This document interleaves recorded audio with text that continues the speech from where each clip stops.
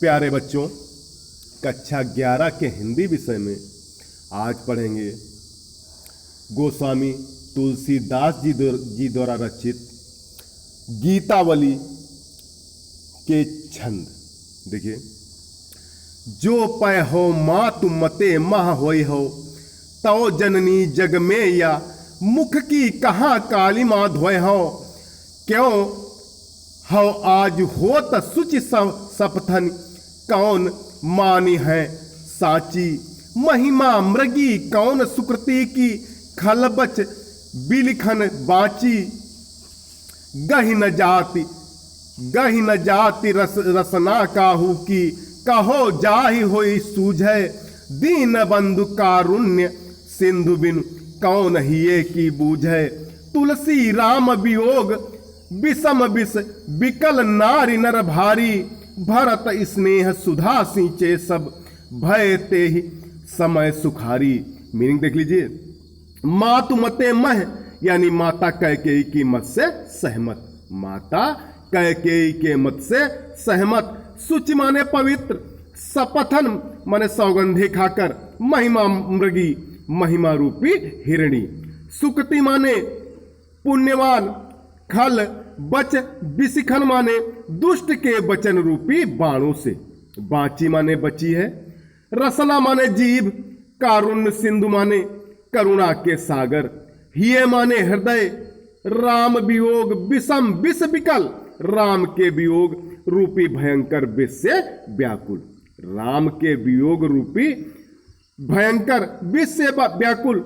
देखिए, इसमें भरत ननिहाल से लौटे तो उन्हें दशरथ मरण और राम वन गमन का समाचार मिला।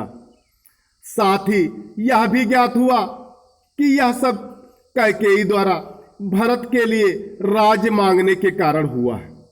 और यह भी ज्ञात हुआ कि यह सब कैकेयी द्वारा भरत के लिए राज्य मांगने के कारण हुआ है। बस भरत आत्मग्लान से भर उठे। उनकी यही आत्मग्लान इस पद में व्यक्त की गई है। देखिए, जो पय हो मातु मते मह होय हो।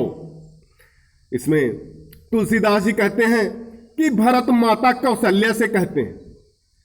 भरत माता कौशल्या से कहते हैं कि हे माता, यदि मैं तनिक भी अपनी माता कैकेयी के मत से सहमत होऊंगा, कि हे माता, यदि मैं तनिक भी अपनी माता कैकेयी के मत से सहमत होऊंगा, पहले से उनके मत का सहभागी मैं होऊंगा। पहले से उनके मत का सहभागी मैं होऊंगा। तो जननी जग में यह मुख की कहाँ कालिमा धोए हों। तो भला मैं अपने मुख की कालिमा को कहाँ धोऊंगा। तो भला मैं अपनी मुख की कालिमा को कहाँ धोऊंगा। इससे बड़ी कलंक की बात मेरे लिए और क्या होगी। इससे बड़ी कलंक की बात मेरे लिए और क्या होगी कि मेरी सहमति से कैकेयी ने राम वन गमन का वर मांगा हो। कि मेरी सहमति से कैकेयी ने राम वन गमन का वर मांगा हो। यदि ऐसा है तो मेरे माथे पर जो कलंक लगे हैं, यदि ऐसा है तो मेरे माथे पर जो कलंक लगे हैं, वह क्या कहीं धुल सकता है। वह क्या कहीं धुल सकता है। आगे देखिए, हाँ जो आज होत सुचि सपथन, कौन मानी है साची। आगे कहते हैं भरत, हे माता, आज मैं कितनी ही सफाई दूं, मेरा कोई विश्वास नहीं करेगा। हे माता, आज मैं कितनी ही सफाई दूं, मेरा कोई विश्वास नहीं करेगा। सौगंध खा खा कर भी भला आज मैं कैसे पवित्र हो पाऊंगा। सौगंध खा खा कर भी भला आज मैं कैसे पवित्र हो पाऊंगा। मेरी सौगंध को कौन सत्य मानेगा। मेरी सौगंध को कौन सत्य मानेगा। सब यही कहेंगे कि भरत ने मां से मिलकर यह षड्यंत्र रचा है। सभी यही कहेंगे कि भरत ने मां से मिलकर यह षड्यंत्र रचा है। आगे, महिमा मृगी कौन सुकृति की, खलबच बिसिखन बाची।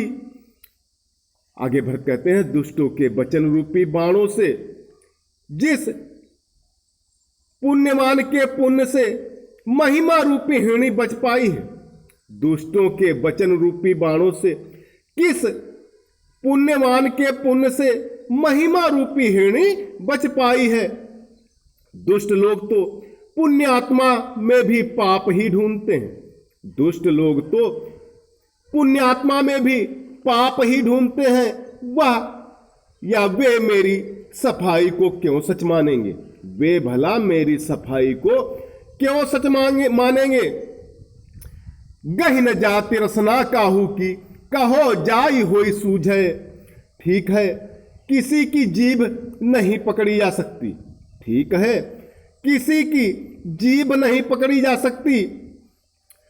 जो जिसे दिखाई दे, जो जिसे ठीक लगे खूब कहे, जो जिसे दिखाई दे, जो जिसे ठीक लगे खूब कहे। दीन बंधु करुणा कारुण्य सिंधु बिन, कौन हिये की बूझे मेरे हृदय की वास्तविकता को।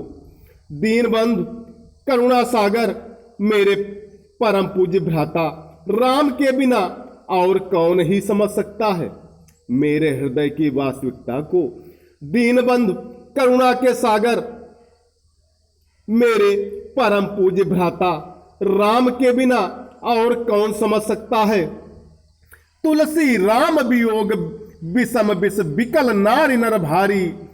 आगे तुलसीदास जी कहते हैं कि उस समय अयोध्या के समस्त स्त्री पुरुष जो राम के वियोग रूपी भयंकर विष की पीड़ा से व्याकुल थे। तुलसीदास जी कहते हैं कि उस समय अयोध्या के समस्त स्त्री पुरुष जो राम के वियोग रूपी भयंकर विष की पीड़ा से व्याकुल थे।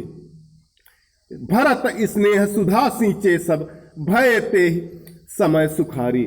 भरत के ऐसे वचन सुनकर उनके स्नेह रूपी अमृत से सिंचित हो उठे। भरत के ऐसे वचन सुनकर उनके स्नेह रूपी अमृत से सिंचित हो उठे। उनकी व्यथा दूर हो गई, उनकी व्यथा दूर हो गई और वे सब सुखी हुए, और वे सब सुखी हुए। काव्य सौंदर्य देख लीजिए इस पद में।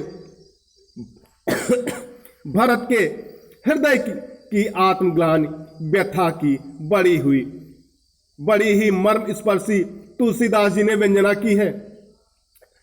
इस पद में भरत के हृदय की आत्मग्लानि व्यथा की बड़ी ही मर्म स्पर्शी, मर्म माने होता हृदय, हृदय को स्पर्श करने वाली व्यंजना तुलसीदास जी ने की है।